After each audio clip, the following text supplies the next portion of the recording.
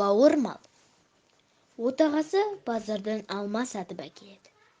Үйдегілер алманы жеп отырған. Ана бөлмеде ойнап жүрген Күлән келеді.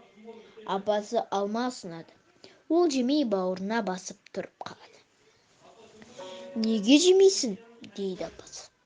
«Қазір Гүлзей сабақтан келеді. Сосын екеуміз бөліп жейміз». Гүлзей 1-ші сыныпта оқиды. «Жей ғой жарығым, мен оған алма қойдым» дейді. Кіп-кішкентай Күләннің бауырмалдығын үстел басында отырғандар сүйсіне қарасты.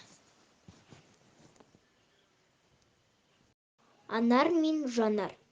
Анар мен Жанар 1-ші сыныпта оқиды. Бір партада отырады, көрші тұрады. Екеуі мектепке келе жатты. Күн бұлттанып, желденіп тұрған.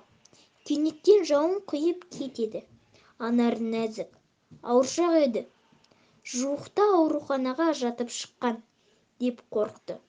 Үстіндегі курткасын тез шешіп, басына жаңбыр жауып Анарға кигізеді.